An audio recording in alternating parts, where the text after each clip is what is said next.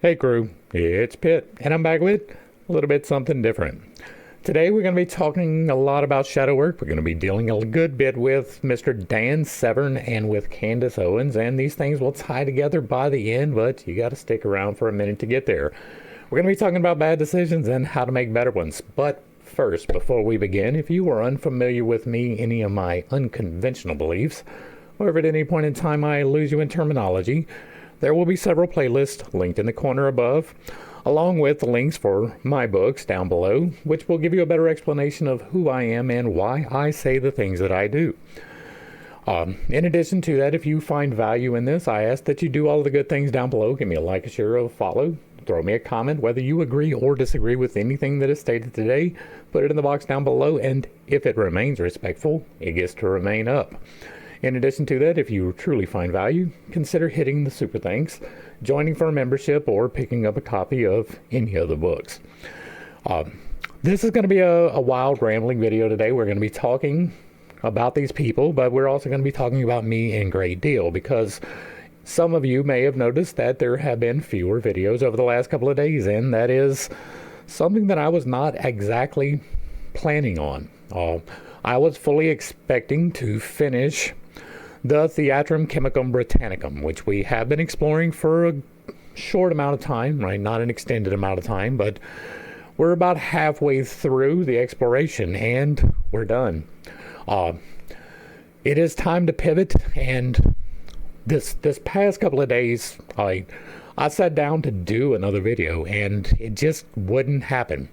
I watched a documentary over the weekend, right? And some of you know I like to explore a lot of different topics. One of those, well, that's not even really the right way to put it, because I was not, fully was not expecting to do this. I'm not in the slightest interested in the UFC. I find Dana to be a personally reprehensible person who has no moral foundations upon which he stands. He is wishy-washy on all of the important parts, right? And Bud Light absolutely plays a part in that particular thing. We can get into details about that at some other point if you would like. But I watch a lot of stuff that sometimes I am not necessarily all that interested in. I like to expand my viewpoint. I like to look at things from different points of view, and I saw this video pop up a couple of times in my feed, and it was a documentary about Dan Severn. I had no idea who Dan Severn was. Many of you may not know who Dan Severn is. But I decided, you know what, I'm gonna watch this. I'm just gonna see if I can extract some information from this, and I did. Dan Severn, at another point in history, would be considered a hero. He would be somebody that people wrote myths about. He was amateur is the right way to put it, right? He was a Greco-Roman wrestling, Olympic-style wrestler, right? Not like WWE, over the top, throwing people and hitting them with chairs, but following the rules and doing it exactly right and just being a better fighter than the other person, right? No punches.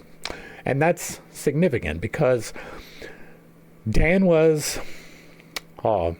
He's a very large man, right? He's an overpowering presence. He comes from an entire family of wrestlers. And entire may be a big word, but I know at least a couple of his brothers. They all went to college on wrestling scholarships. And Dan was going to be an Olympic-level wrestler, but it didn't work out that way. He tried out twice for the Olympics, and he did not succeed in either one of the two attempts. And if he had succeeded, we probably wouldn't have heard much more about him, except that he was a gold medalist. Because if he would have made it, he would have been a gold medalist. But because he failed in that, he was trying to find something else to hang his hat upon, and he stumbled across the UFC. And that's where our lesson really starts to come in. I like to expand the way that I look at things, right? Because I do an awful lot of shadow work, right? I get into my motivations more than I get into anyone else's motivations on the entirety of the planet. And in the days to come, you may find that somewhat of a questionable statement. But I like to know why I do things, right? I like to know exactly why I do things. Right? Not even just kind of close, but exactly why. And I'm watching this video, and it gets to his first UFC debut, right? He goes into the UFC for the first time ever. He has never fought in a professional, full contact sport in that manner, right? Wrestling is full contact, but it is somewhat restrictive. And Dan played by the rules. And he almost won his first UFC appearance as the grand champion. He almost fought the guy who did win to a standstill, and his problem was commitment, right? And not even really commitment, it was an understanding of the situation. He had a problem with striking other people, right? He had been playing by the rules for his entire life in professional Greco-Roman style wrestling, Olympic style wrestling, and there is no punching. There is no elbows. There is no knees. There is no physical combat outside of just locking up in pure strength. And that is what caused him to fail. That is the only reason that he lost his very first appearance in the UFC. He defeated several opponents, right? I believe there were 4 matches, and he got to the last one with Gracie, who wound up winning, and that is the Gracie Jiu-Jitsu guy. He used to be quite popular back in the day, but it's fallen off quite a bit since then because it should have.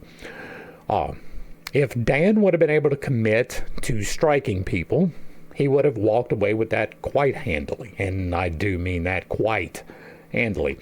But he had a problem with that. He had a problem with striking. And that keyed memories for me, right? If you don't know, I was a dork growing up, right? I was the kid that was picked on. We were poor. I was sexually abused. I was physically abused. We were financially distressed. Like, we were poorer than everybody else in any of the schools I went to, and I went to a lot. I was picked on, right? And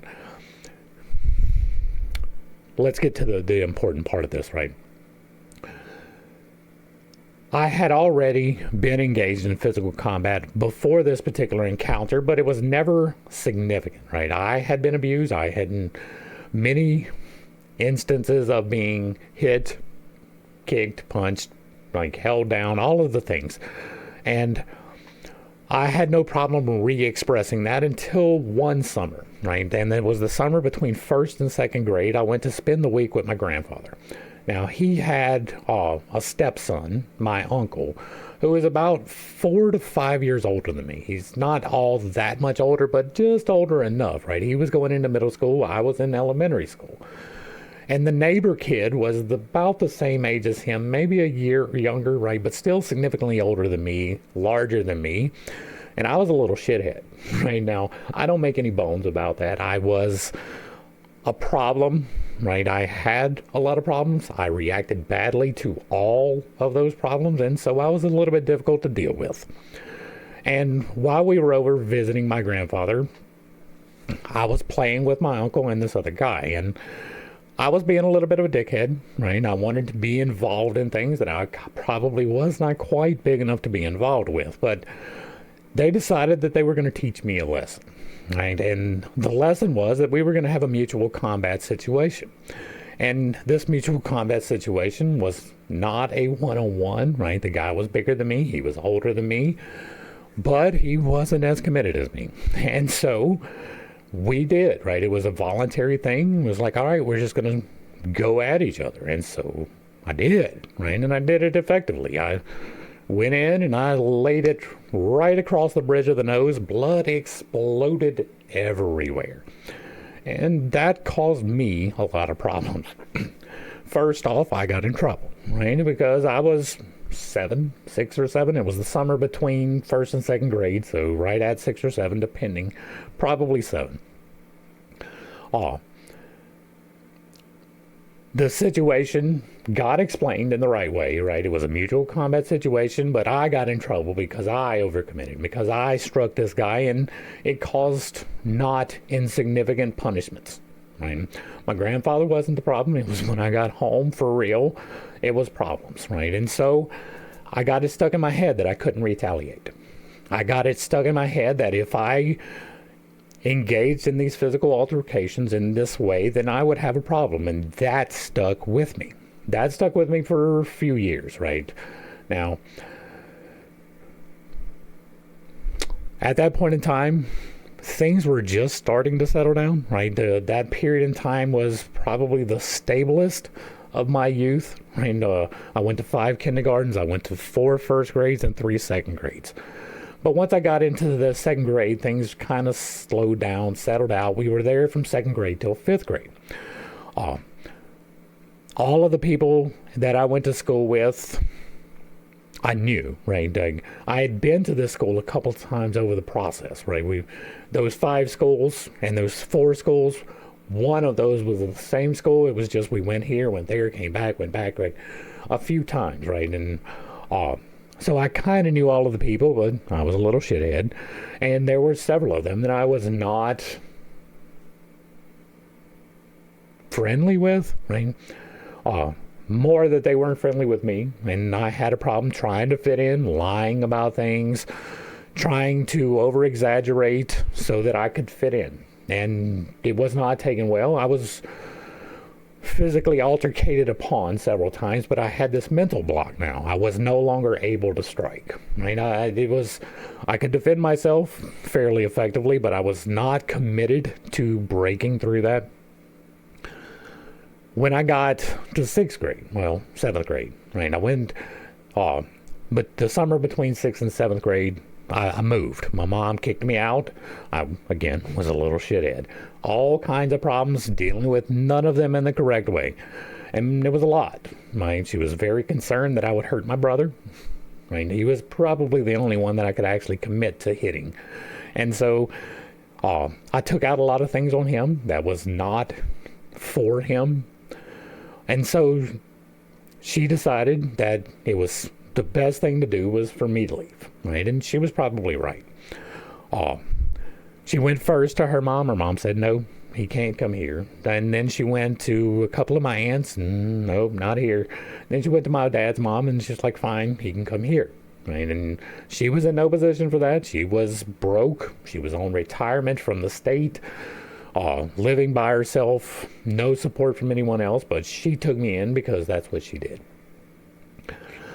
I stayed in the same school, however. We commuted. My cousins were going to that school. We went from one parish to another, highly illegal, going to a different school in a different parish, lying about the address, all of those things. But that was the year between, my 7th grade year was the year that I learned to recommit. Right?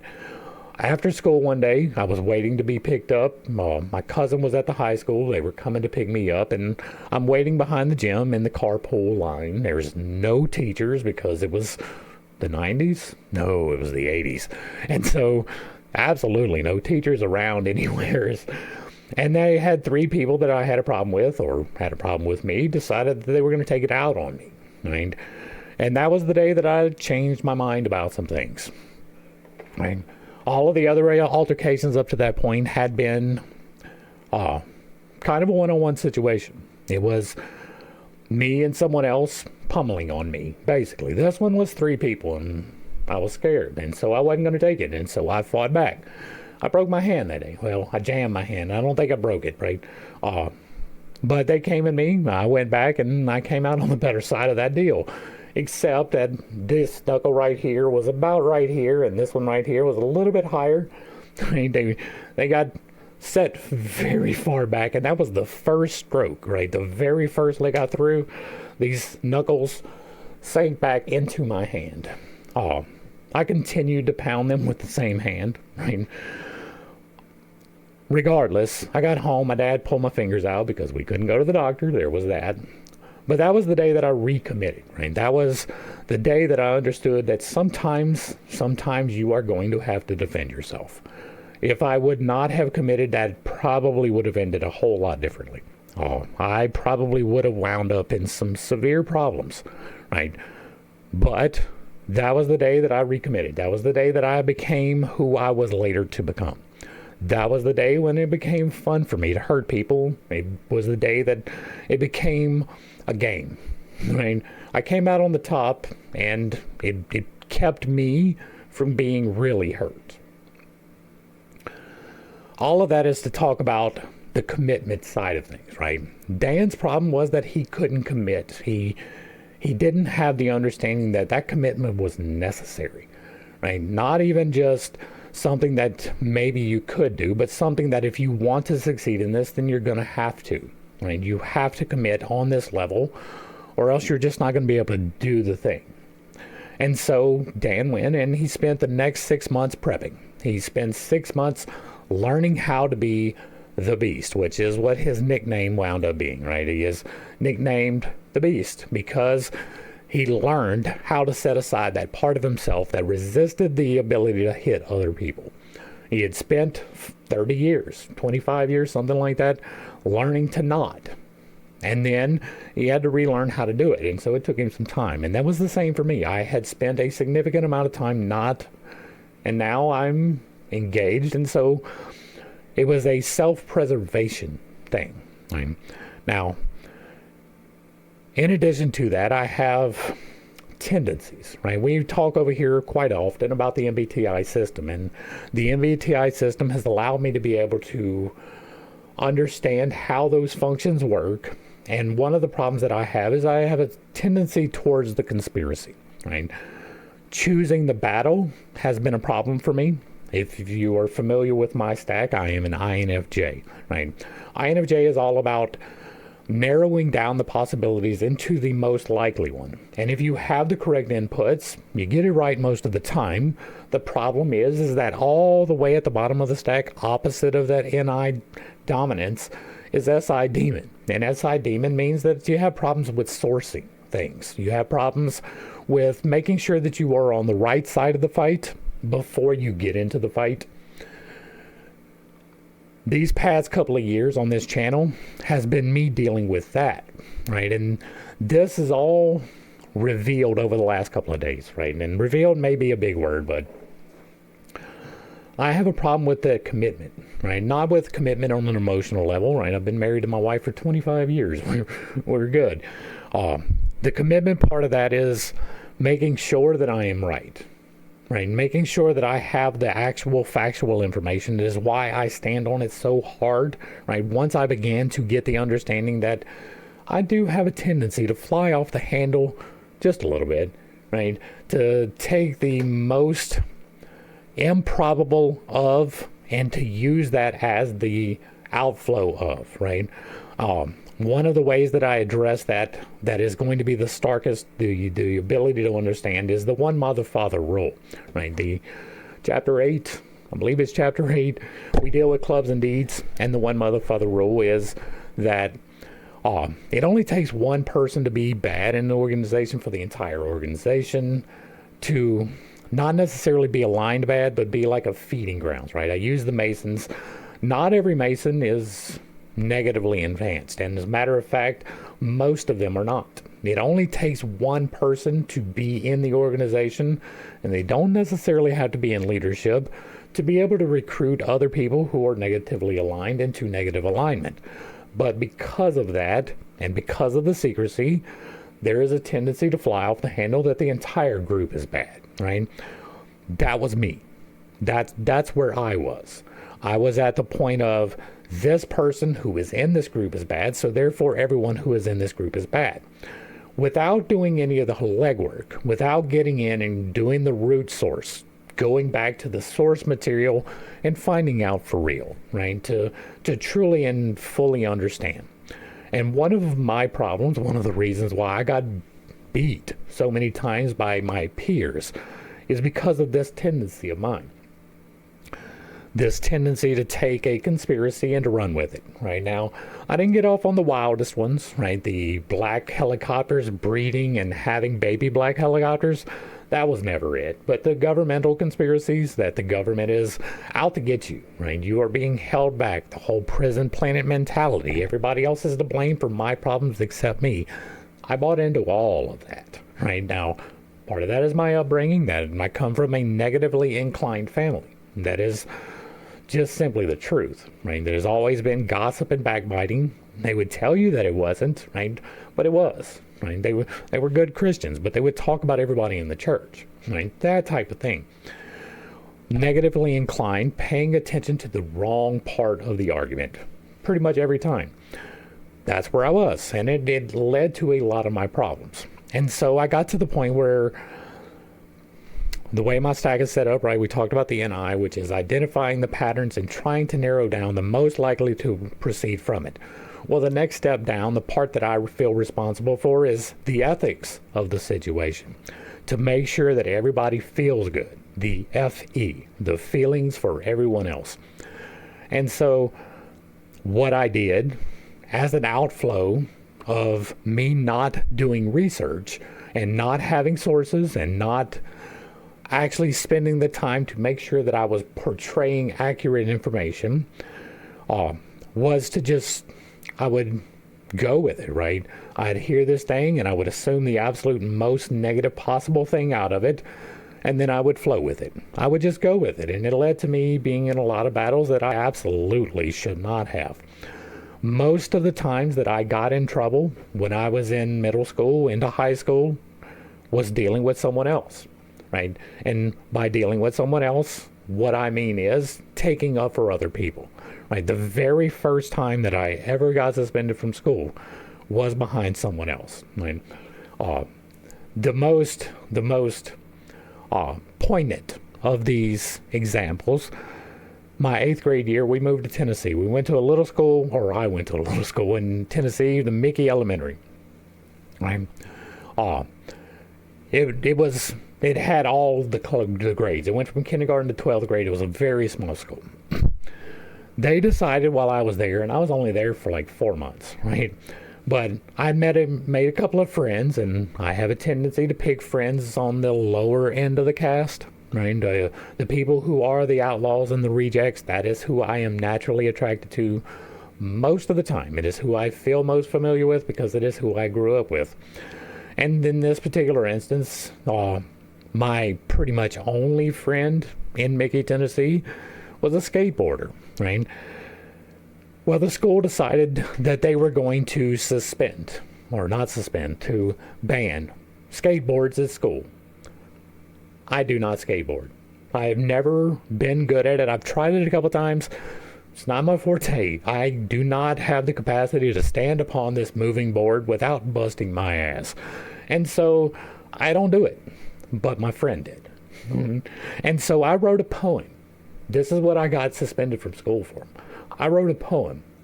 And I wrote 75 copies of this poem, and I plastered it everywhere. And it was a poem, no cussing, no out of pockets. I was just kind of calling out the situation for what I saw it as being, right? You were being unfair by doing this thing, and I wrote a poem to express that.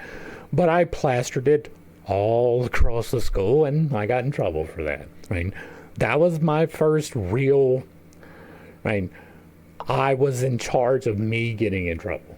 Right? A lot of my other problems, at least in my mind, was other people coming to me with it. This was me going out. And it set another pattern in my life. I fight for the underdog, whether or not they ask for it. And so I have spent most of my life doing so. Now we get to the part that is not Dan Severn, right? Because I have a tendency towards conspiracies, and I have a tendency to fly off of the handle whether or not it may or may not be well warranted. And so now we deal with Candace Owens. Candace has a problem, right? Now, I have been following Candace for a long time, and pretty much since she showed up, right? She popped up about 2016. We'll go to the early life of her. No. In 2015, she came out with this Degree 180. And then in 2016, she launched this website that was called socialautopsy.com. And this is when I really kind of fell away, right? I found her and I was impressed, right? One, she was a black woman doing conservative things. That is well outside of the box. That was absolutely what I was looking for, right? I paid a lot more attention to melanin levels then than I do now, even though that wasn't all that long ago. It's wild to me to look back at it now, because I do not attribute anything to that really.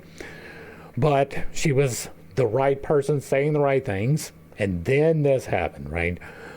I'm a conservative. I'm a very liberal one, but I like my conservative values too. And we were very much in the middle of a fight, right? We were fighting to get Donald Trump elected for the first time. And she doxed conservatives, right? This was supposed to expose bullies on the internet. That was the whole point of this website. But it wound up exposing pretty much exclusively the conservative side, giving their real names, giving their real addresses, giving their places of employment. And I was not very well pleased with that, so I kind of fell off for a little while. And then she apologized for it. She started doing the turning point thing. She started leaning into the conservative side of things, staying away from that. So I was like, all right, I'm going to give her another shot. Right? And then we get to the recent stuff. I did a typing video. It is no longer available on YouTube. I have taken it down. It is not often that I take down a video, but I did take down that one because I don't want to promote her in any way, shape, or form whatsoever. And we got a little bit of a peek behind the hood in that, but it was not nearly what was soon to be exposed, right? Then she got into the whole Marcon thing. This president of this foreign country that I have absolutely nothing to do with may or may not be engaged in sexual congress with a same-sex partner who hides that fact. What does that have to do with anything? Why is that important at all? And yes, again, conservative, but not necessarily in the normal ways, right? Very liberal conservative. I don't care what you do. I fully and firmly believe that you have never, ever, ever been born in the wrong body, that you have always been exactly as you were supposed to be. But I do believe that same-sex attraction exists, right? Many people do not. Many people see it as a complete deviation. I don't, right? Some people do it for that reason, but some people don't. Again, that one mother-father rule. Just because some people engage in this thing that is not good does not mean that everybody who is even remotely connected does the same thing. Most people who are same-sex attracted, you never know about. Most of them, you have no clue, right? Most of them live their lives, go to work, be professional, go home, do their thing.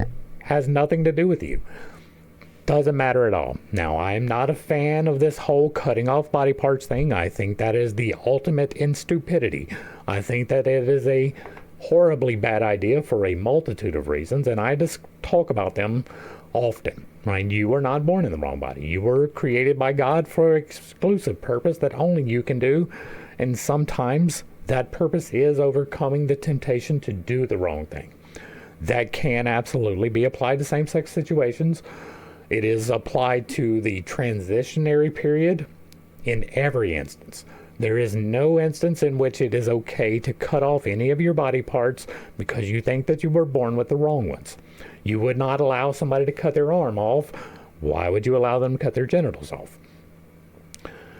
But regardless, right, Candace is picking the wrong fights, which would not be that big of a deal for me. Right? You can pick your wrong fights all that you want, but now we get into that whole underdog thing, right? One of the things that I am here for is clarification. It is truth. It is to show the things that are and the things that are not. And one of the things that is absolutely going to be part of that. Why is that popping up? I lost my pictures. Where was it? Right here. All right. And one of the things that is going to be affected by that is these three books right here. Right now, if you look, this book all the way to the left, the one that looks like this, that book is an explanation of how I got where I am, the path that I used to be able to heal myself in 4 different ways, to balance myself and to put myself upon the path where self-improvement was not only possible but inevitable. It is inevitable that I would be healed from doing the things that I talk about in this book. The second one, the one in the middle, that is called The Green Stone. I don't have the physical copies of the other 2 books yet, but The Green Stone is the continuation of Carl Jung's Mysterium Conjunctionis, which was his exploration of alchemy, and he was missing a key, and I have that key, and so I completed that book. And then we get to the one all the way to the right. This is the book that I tried very hard not to write. If you have been around the channel for any significant amount of time at all, you will see me point up here in this corner, and I will say that there is something up here called the Unconventional Bible Study. The Unconventional Bible Study did not start out all that unconventional. It kind of did, right? It started out, it was lessons from the book, and we were going through with taking off a certain pair of glasses. Those glasses had two lenses, and one of those lenses was that God is a racist. God chose this one particular people to be his people throughout all time, regardless of their actions, right? That was one of those lenses. And the other lens was that somebody had to die in order for you to be forgiven from sin. Now, those may not seem like important lenses, but they are. They are extremely important lenses. Because if you read the book with those lenses on, it reads one way. But if you take those glasses off, it reads entirely different. And I was not expecting the outflow that I got from that study. I really wasn't. I almost really believed that I would go back to the faith that is Christianity from doing that study. It would have made my life significantly easier. And I do not exaggerate that in the slightest bit. It would be so much easier for me if I could walk that particular line, but I can't. And the reason why I can't is because of that third book right there. Now, this book is an outflow of the underdog, right? This is the outflow of all of those years of me getting my ass beat for not doing the work, for not putting in the SI, for not getting into my demon and making sure that I was correct in my arguments. This book takes that out. I have 161 videos of me reading the Bible aloud. I read it without those glasses on. We talked about it quite extensively, and all of that was groundwork.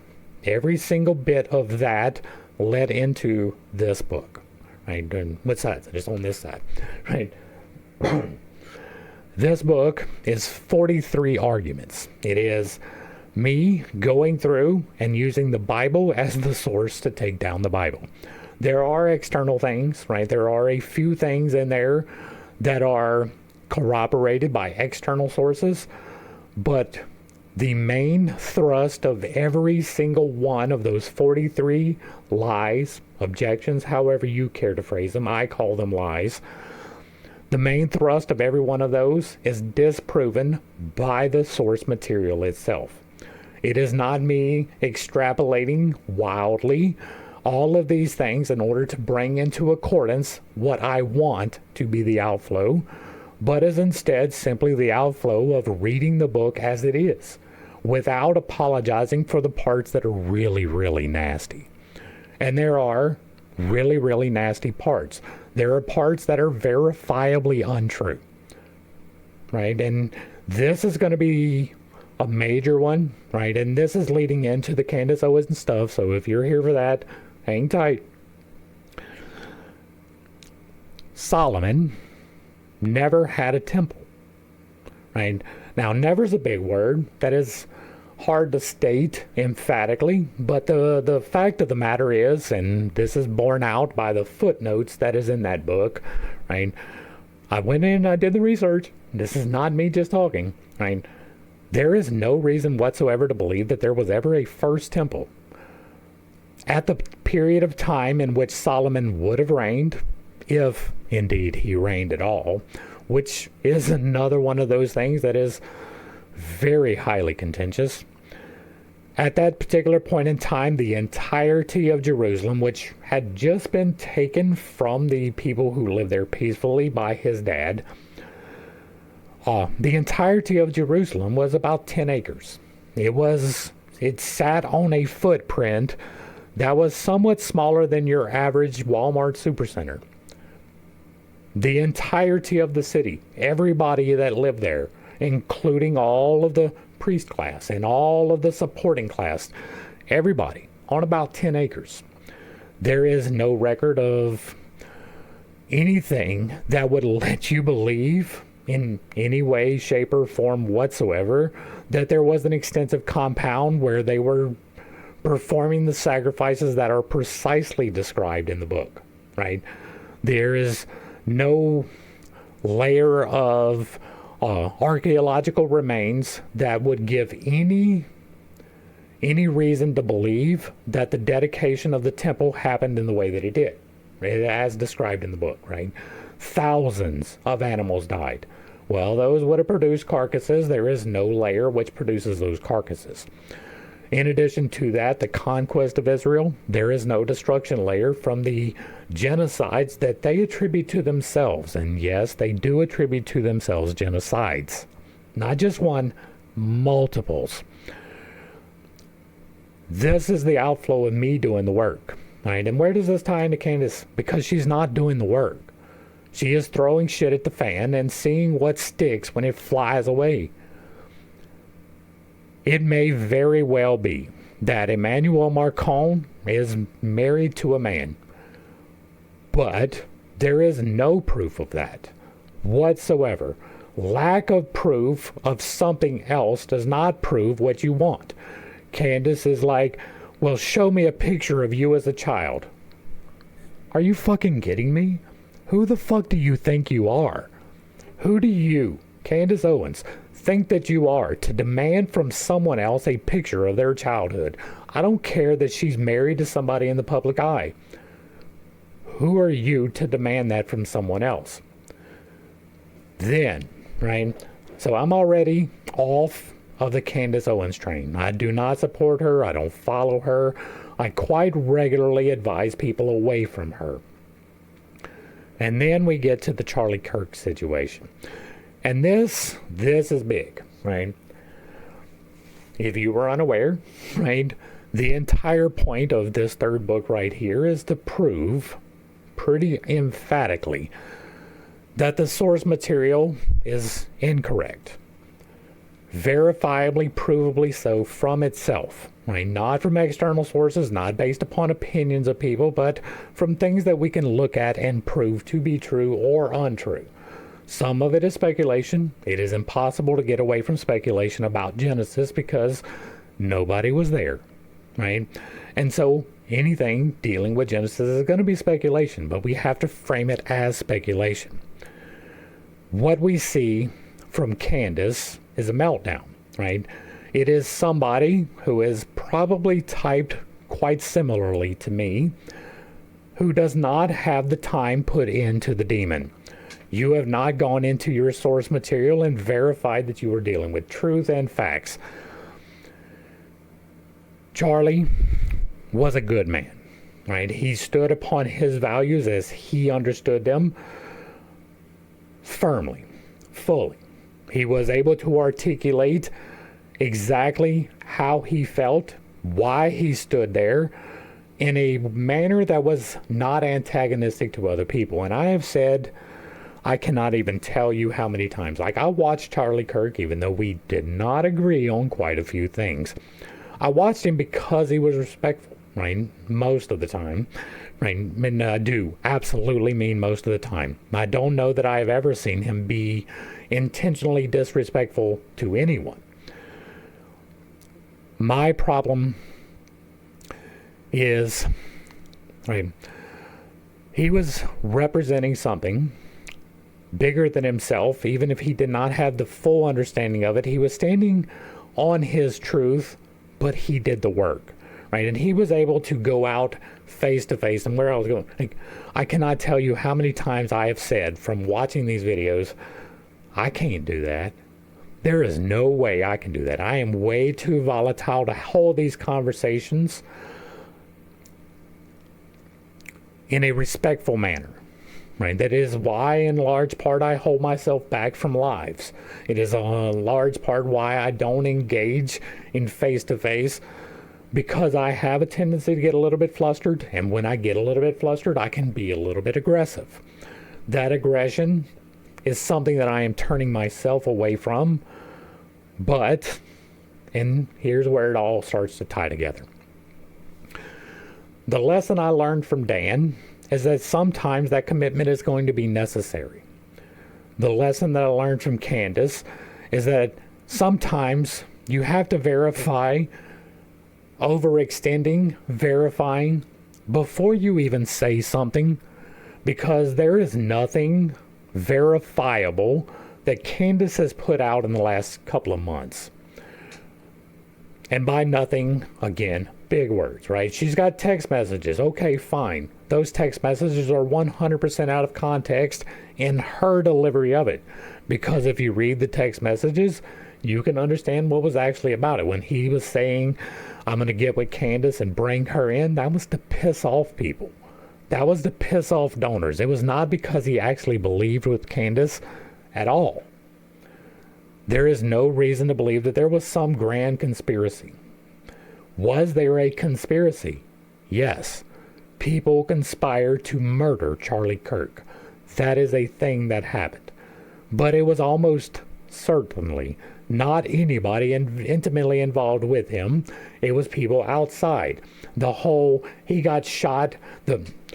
Here is a major one, and you can... A few weeks ago, right, she came out with a bombshell, right? At the moment of the shooting, within nanoseconds, somebody pulled out a phone and was talking into the phone. Who did he call? Who did he call? He didn't call a fucking person. Any degree of logical deducing from that situation will let you know that his phone was ringing whenever the shot rang out. He grabbed the phone, turned around, hit the button, and said hello in nanoseconds, right? At the same time that the shot was coming through. He didn't see the shot before he answered the phone. He was distracted by the phone and missed the shot. That is not something that is uncommon. Many people will mistake it for fireworks. They will mistake it for a banner flapping in the wind. From a distance, he was behind the tent. There is an interruption between the sound coming in. It's probably a little bit muted. He's a little bit distracted. But there is no circumstance whatsoever, like a 0.0000050% chance that he saw the shot happen, pulled the phone out of his pocket, hit speed dial, and was talking to someone in that fast. It's not possible. The only possible explanation for that is that his phone was ringing and he answered it as he was walking away while the shot came in. But that was not even on the list of possibilities from Mrs. Owens. Her immediate thought was what mine would have been a decade ago. This guy did it. He's the one that said this. She didn't take the time. She let her SI demon, and I am assuming that that's what it is. It may be the opposite. It may be an SI angel, right? The SI divine. You can get stuck in that too, especially if you aren't doing shadow work. But she didn't verify. She didn't stop to logically conclude. She didn't deduce. She didn't do any of the work. What she did was leap to a conclusion and throw it down your face.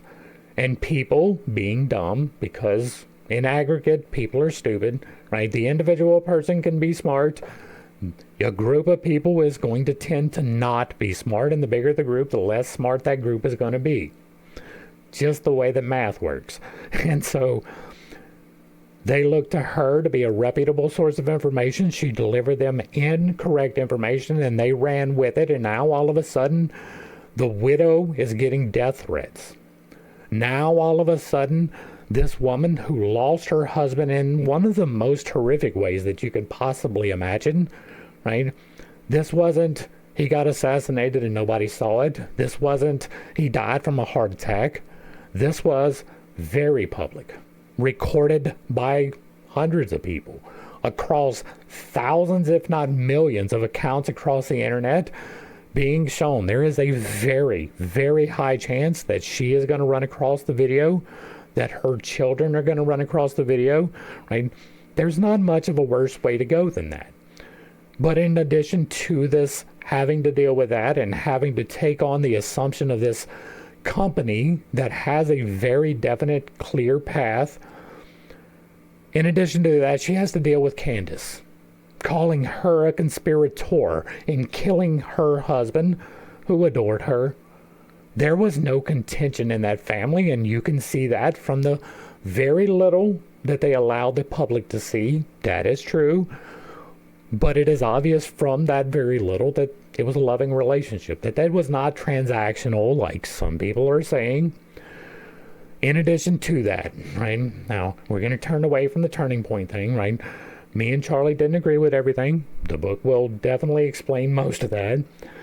But I admire Charlie Kirk.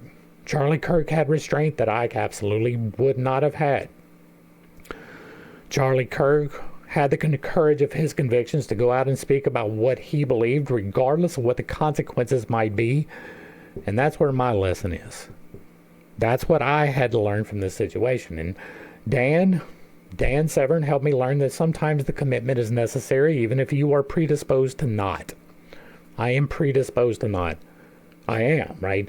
In addition to the event that kept me from engaging for years, and I overcame that, absolutely, right? In addition to that was the other side of that, where it's me not expressing my opinions, right? I have no problem expressing my opinions here, right?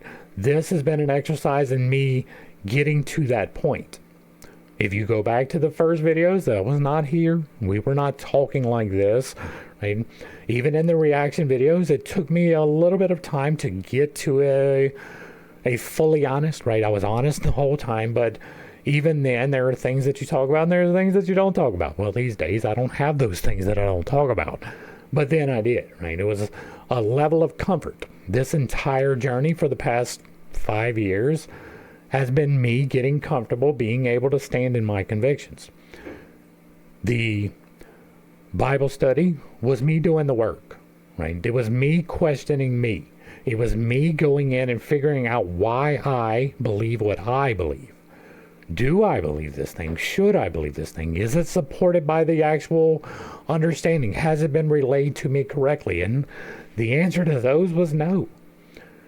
And again, I will refer you to the book where I talk about it in 43 points it's like almost 80,000 words, which is a significant amount of work. It was not arbitrary. It is the distillation of the entire Bible study. But I tried to put that down. I tried to put the Bible study down. You can go back and watch it. I talk about that. Right? When it got a little bit to the point where I was like, oh, that's where this is going. I was like, whoa, back away. Right? But I had to come back. I had no real choice. If I'm going to fulfill what I have been put here for, then I have to engage with that. And so I did. I finished it. And I backed away. I was like, all right, I'm done. I'm finished. I ain't got to worry about it no more. But it kept coming back to me. Right? I keep getting it coming back. It's like, well, maybe we go back and we do the Bible study as a Gnostic understanding. Maybe we go back and we look at it as a different type of looking at it, right? We look at just the red letters. Maybe we do that. All of these things keep coming back to me because that was the source material that I was based upon. This kind of put an end to that. But, right, there is still value to be extracted from the book. There is still very good understandings that can come from it. And I'm not here to tell you what you can't do. The book is not about that. The book is about why I can't. I'm an I, right? The INFJ. It is about me. It always has been. It probably will always be. But now that I have the understanding that it is, I can use that for the purpose, right? And so I do it for me. And then I give it to you. The last video where I was just rambling, that's what we were talking about, right? I do it for me. All of the back that we have been doing the last 1.5 to 2 years of exegesis, that has been me doing it for me so that I can understand that I am backed up by the facts. That is me doing the groundwork so that I can be sure that I am fidelis, right? That I am truthful, that I am honest, that I am doing the part that matters. I'm not just taking what I am told, I am investigating. I'm not just relaying information somebody has given me, I'm relaying information that I have discovered through investigation of the material, Not even just assuming or going through like I had a tendency to do and taking the parts that I want and running with it. But going and really getting into the parts that I don't want and seeing if that is true as well. And that's where Candace has her problem, right? She runs with it because it's gotten her a platform. She has gotten big because she will talk shit about people, whether or not it is true. And that has been consistent through this entire wiki page. You can go back and read it for yourself. We're not doing that anymore. We're at a turning point. That is an intentional use. I'm going wild, right? I'm going out. I'm going to be doing more, right? We are past the point where I had to do the back work. Now, one of the things, right, y'all are familiar, if you've been around for any point of time, Jordan Peterson kind of got this kicked off, right? The clean your room mechanic, absolutely. The what would you do if you gave 100%? Absolutely. Love some or act as if you're making your decisions for someone else, someone that you love, and then make that person you. Absolutely. Those have all been true things. They are things that I have had to take in for myself. Right? In addition to that, he made a statement, and this was kind of a throwaway. It wasn't spiritually significant for anyone, right? But he made a statement about why do people go to college? Right? Why do you go and get a degree? It's not to get the information. You can get the information anywhere else. It is to prove that you have the information. You go to college and you get a degree to prove that you have at least put in this amount of time on this particular topic, and you have been judged to be truthful in the way that you relay this information. That is what a degree is supposed to be, right? There's a lot of politics involved in it nowadays. The educational institutions are entirely consumed by some pretty ridiculous ideas. And so it was not ever going to be a possibility for me to be able to go, that volatility. And so the last couple of years has been me doing that. It has been me proving I did put in the legwork, right? When I point back here, when I say, go to the playlist, I have done the work, right? That's what that has been about. And I didn't even really fully understand that until this week, until I watched the video with Dan. I was like, oh, light bells started going off. And it's a video about a guy fighting. And I don't even really like fighting anymore, right? I don't do those things. But sometimes the commitment is necessary, and sometimes the underdog has to be fought for. And these days, the underdog is those who are independent, right? Another one of my points of contention with Mrs. Owens is the particular institution to which she owes her fidelity, right? It is one that Mr. Kirk was not in agreement with, right? And that would be the Catholic Church. There are a lot of problems with all of the applications of the dogmas that were created, the doctrines that were introduced based upon a work that is almost entirely fiction, right? That's a whole cascade of problems. If the foundations are built upon shifting sands, then the house cannot help but fall. These 43 points are shifting sands. I have knocked the cornerstone out from pretty much every single argument. But in addition to that, the Catholic Church has never been a good expression of Christianity at all. I know that is going to be a highly contentious statement, but read the book.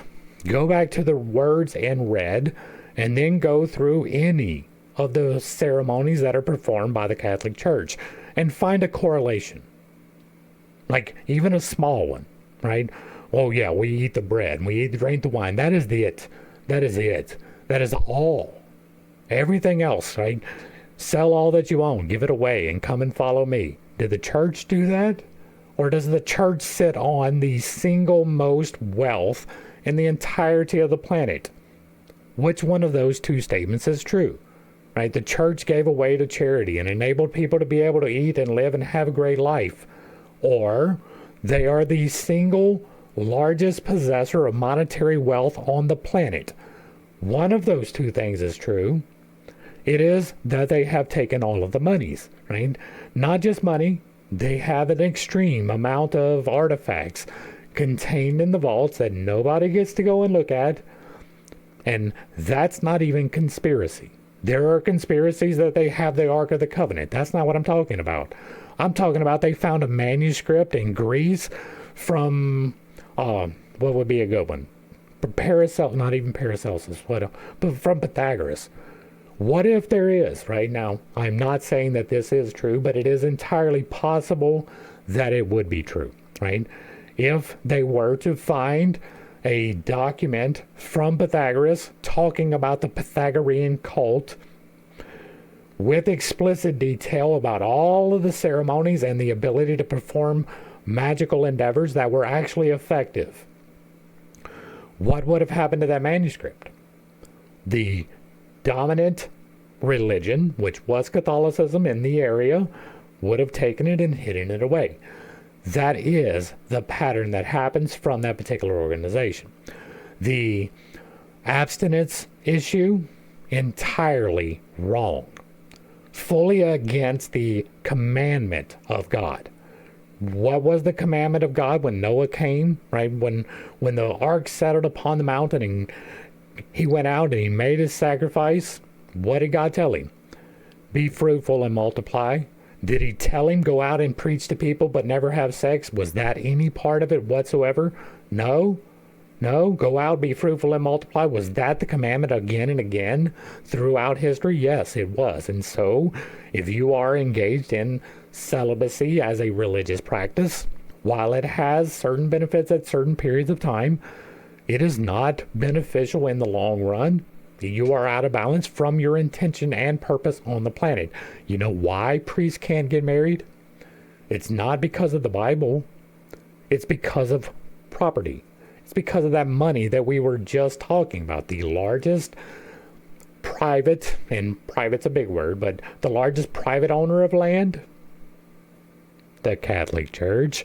People like to think about these other billionaires out there, but the Catholic Church holds more land than anyone else, right? They have an entire country, Rome, the Vatican is its own country, right? He is a king of his own country.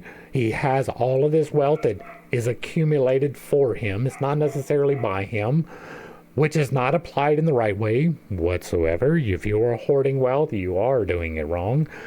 The fact that they are not going out being fruitful and multiplying directly, defying the will of God, as defined by themselves, that's all a problem, right? There are a multitude of problems. That is not even getting into the foundational problems, right? The fact that the Catholic Church was not built upon Peter. It was built upon Paul, which is definitely not the same thing. Again, see my book where I have done the groundwork. All of that, right? Now we're going to get to the wrap up.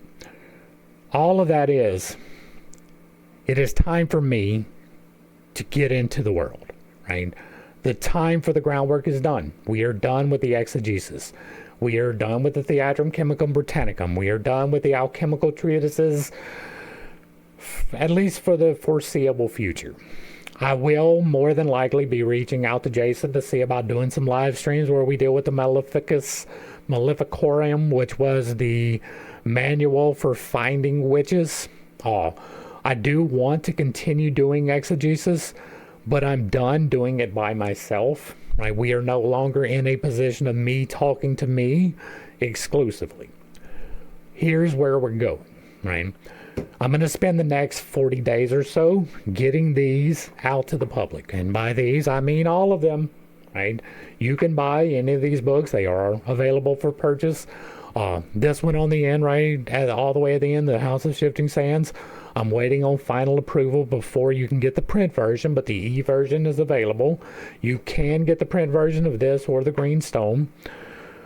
And I'm going to get them out, right? We have one playlist for this already, but it is the first edition, and so we have another one to do, and I will be doing that. There will be a playlist coming where we read aloud every single one of these books. I'm going to try and get that done before the first of the year. Right? I had the goal to get these 3 books out before Black Friday. I'm recording this on Black Friday, and while the print version is not out, all 3 of these books were done this month. They were put out, right? And by done, I mean completed. The groundwork has long been working. We're going to get these done. I'm going to reach out to Jason about trying to get worked out with some of this exegesis for that particular thing. But we're about to get aggressive, right? It's been coming for a while, and I'm hesitant because I am very much concerned with other people's feelings and the ethics of the situation. I don't feel like I have a right to interfere with other people's belief systems. It doesn't matter to me whether that belief system is based upon something that is fundamentally true or fundamentally untrue. You have the capacity, and not only the capacity, the full responsibility for where your spiritual decisions lie. Right? So just like the Bible study was not me telling you what to do, it was me telling me whether to support this thing. The book is not, you shouldn't do this. This is why I can't. Right? We're going to get aggressive in the same manner because the aggression is there now for the underdogs or against the underdogs, right? Since the whole Turning Point Charlie Kirk thing, I have seen a disturbing trend in this country. And I am a constitutionalist, right? But that comes with caveats. The original Constitution was a wonderful start. We had to expand upon it because the foundations were freedom and justice and equality for all, and it was not there yet. About 100 years later, we had a fight, right? And that fight was whether or not all humans deserve that, and we decided that they do. We decided with blood that every human should have the ability to self-determine, that nobody should be able to own another human being. That is in direct contradiction to that book, right? The source material, the Bible. That is in direct contradiction. In addition to that, here in this country, we have decided not to be racist. That is in direct contradiction to that book. But despite the fact that both of those core fundamental beliefs that this country holds, we were founded by Christians for the most part, in an overwhelming most part. But that was a problem back then just as much as owning another person was, because if you went to, I don't want to get into specifics because if I say the wrong religion in the wrong state, then it's going to be a problem, right? But I'm going to assume that Connecticut was Catholic. May have been fully Protestant, probably was, but let's say, for instance, it was, right? And you said anything against the Catholic Church, you could be persecuted by the state for blasphemy. That is a problem. That was a problem then. It will be a problem in the future if we don't address it now. Many of our founding fathers were devout Christians. Some of them were not. Thomas Jefferson is a notable exception, right? Thomas Jefferson wrote his own Bible because he did not believe in the divinity of Jesus Christ. The Jefferson Bible is something that you can purchase today, and it is a rewriting with the context that Jesus was not divine, but instead a human being on a human mission. That's a really good way of reading that book. And so, while it was absolutely a thing that we were founded upon Christian values, not all of them were, right? Not all of the values that we hold today are Christian values. Right? If you look at the book, go to the book, slavery is justified. Not just justified, but excused. It is given purpose and meaning, and that is completely antithetical to self-determination in every single instance. If we were to revert to the original Constitution, it would be a problem, right? We've had several amendments since then, beginning at the very beginning, because it was not expressive enough, even though many of the people who were involved thought that the Bill of Rights would be too limiting. and in many ways it has been. You should be able to freely express yourself in the manner in which you wish to express yourself. And we have a tendency now to, let me think how to phrase this. We have a tendency emerging of bullies, right? And I have always had a problem with bullies because I was the target of them, that underdog thing. And the bullies are, you will comport to my belief system, or we will enact legal ramifications against you. One of the best ways of expressing that is same-sex marriage, right? I believe that you shouldn't be able to have same-sex relations, and so we're going to make it illegal. Well, that is just your belief. There's no real reason for that. I have expressed many times, like, you don't wake up one day and you just decide, you know what, I'm going to suck a dick. I'm just going to give it a shot, see what it's like. Right? You don't do that. You have to have the desire in you. You have to want that. And if God put it in you that you want that, who am I to tell you not to? Right? That is not my decision any more than it is my decision that you should follow this source material or that one. My contention now is that too many people are insisting, well, we have to fall back to this one source material. But that source material is broken. And not just a little bit. It's not just a crack in the foundation, right? It is not just shifting sand. It is quicksand. It is wet and devouring. It is completely unethical. In large part. Again, we will be discussing those things before I get to the aggressive part. I mean, I have 161 videos. That's a lot. I cannot expect everybody to slog through that in the exact same way that I did not expect everybody to slog through the Theatrum Chemical or the Mysterium Cunctionis. Those were groundwork. They were me making sure that I was correct before I expressed myself in a way that was incorrect. I have done the groundwork. These videos that are going to be coming are me expressing that groundwork so that I can begin to be out and among. So that I can begin to do the thing that a year ago I would have said was impossible. But over the last year, a lot of things have changed in my life, right? Go back to a year ago, we were not here. Like, we were just really beginning any of the exegesis. Like, a year ago now, I believe we were just beginning to get into Isis Unveiled, right? The entirety of the alchemical understanding has been in the past year. Most of my physical effects, the fullness of the effects, me talking to you like this right now, has been in the last year. I know it seems like longer, but it really hasn't been. Today is Black Friday, which means that it is November the 29th. So I am 3 days away. On 3 days from now, I started paying attention to the tremors that used to control the entire left side of my body, and I noticed that they were gone. They may have been gone by today a year ago, but in 3 days a year ago, I started noticing because somebody asked me about it. I was like, you know what, I'll pay attention because I don't know. I had been so used to it that it happened without my knowledge. In the last year, as far as I am aware, there haven't been any, right? I have been able to correct limp. I have healed myself in a variety of ways. And all of that has been leading to this, right? We're going to do all 3 books. I'm not sure about the order yet. I may wind up doing the House of Shifting Sands first, even though they was the 3rd one.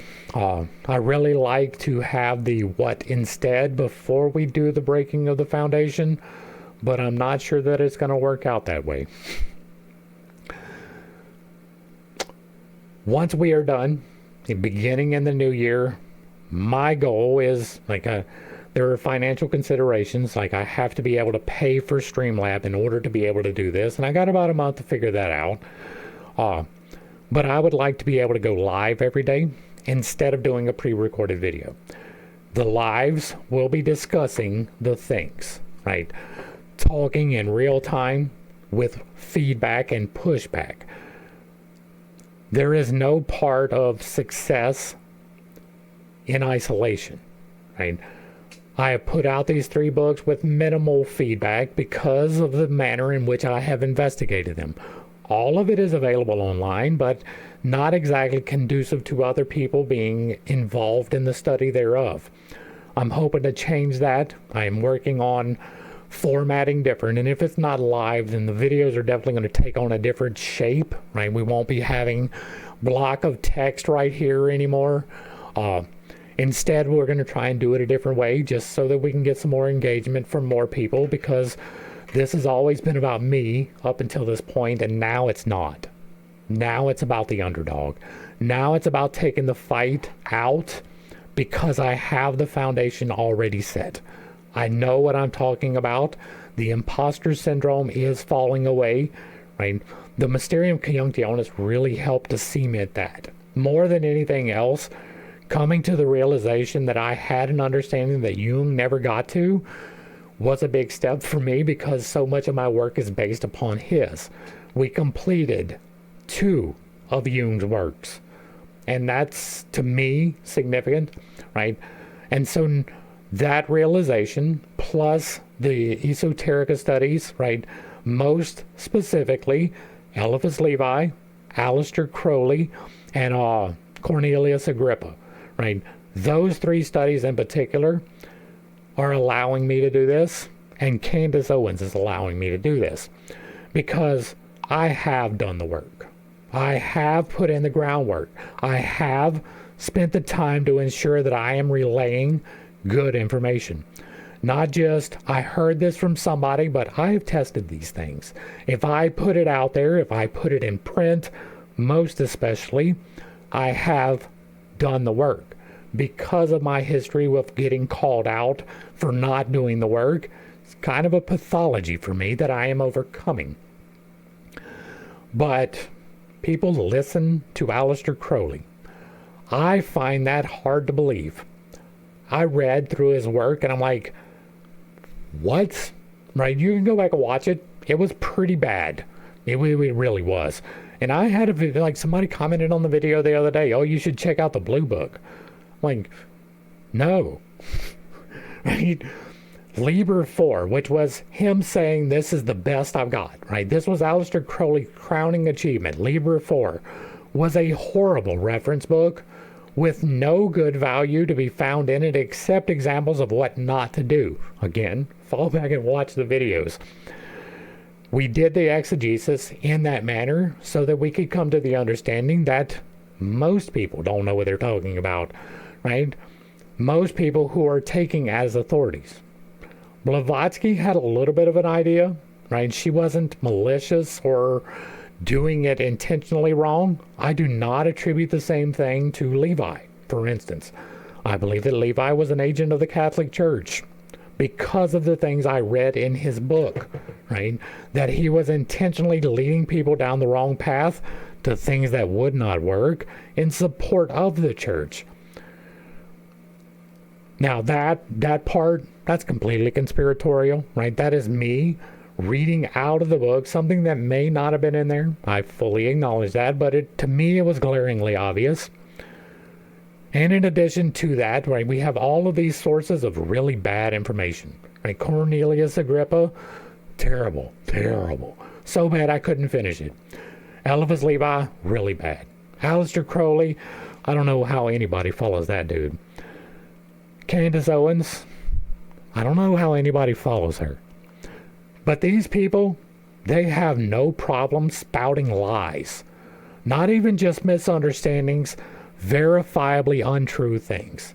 Things that have no bearing in reality whatsoever. Things that are intrinsically opposed to the betterment of humankind.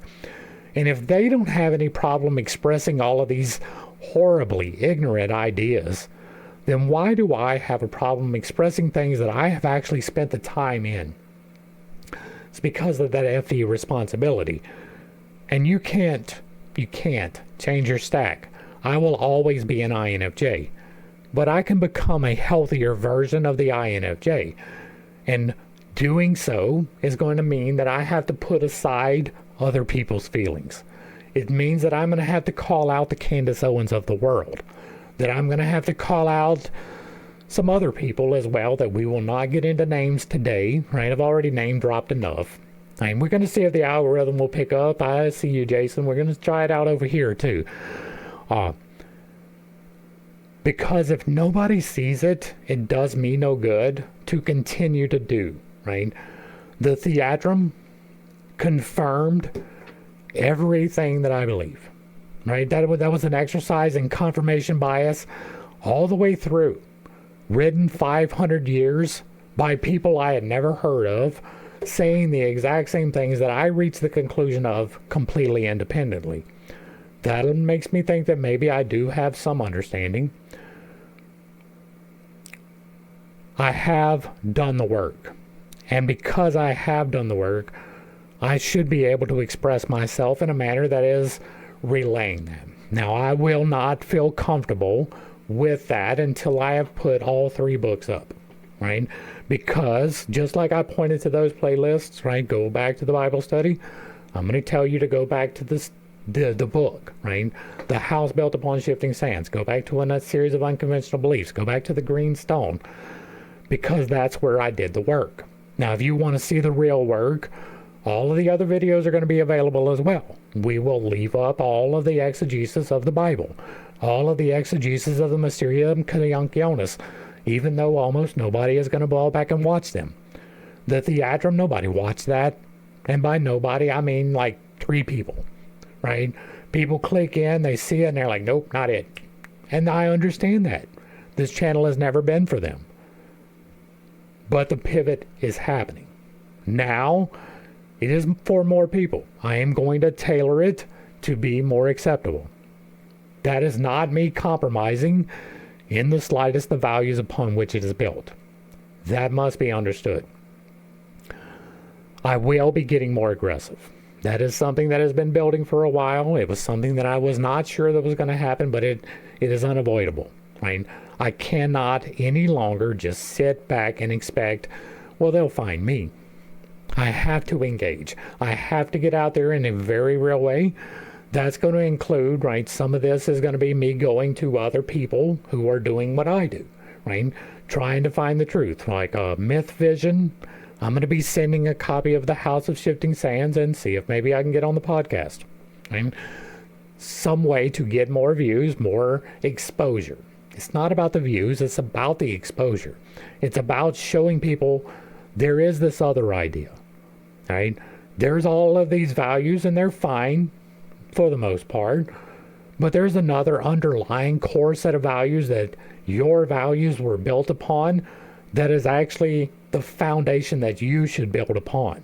Instead of building upon a house of shifting sands, instead build the footers and get it right. Build it on bedrock. Make sure that it is unchanging, unfailing, and unshakable. There is no part of that unfailing, unchangeable, unshakable that is based upon a God that is changeable, shakeable, and failable. Again, see the 43 points of contention where I disprove the Bible from the Bible. And that is where we're going to leave this for today. Hopefully I brought a little bit of enlightenment and not too much confusion. I understand that I hold some unconventional beliefs and I do have a tendency to step on toes when I relay those. It is not intentional, but it is not something that I apologize for. In addition to the format changing, the volume is going to be changing as well, right? My goal was always to get to 5K subs and then slack off a little bit, right? I really thought that we would be doing that with reactions. Life changes. I have been led to where I am. I feel like God brought me here for a purpose and a reason. Right? Those are not the same thing. I have videos on that. And that the best way going forward is going to be confront these things head on. Right? That means that getting the ideas challenged. That's what the next step is. So, if you like what I'm doing over here, let me know down below. Give me a like, a share, a follow, throw me a comment. Whether you agree or disagree with anything that is stated, put it in the box down below, and if it remains respectful, it gets to remain up. If you really like what I'm doing over here, hit me with that super thanks. Consider joining for a membership or picking up a copy of any of the books. or reaching out through any of the links provided down below for direct services or just to support. To the crew, thanks for hanging out. I appreciate every single minute that you are here with me, and I am praying for you every single day. Until next time, I love you. God loves you. You are perfect, whole, and complete, just the way that you are. And this has been Pittstake. Peace.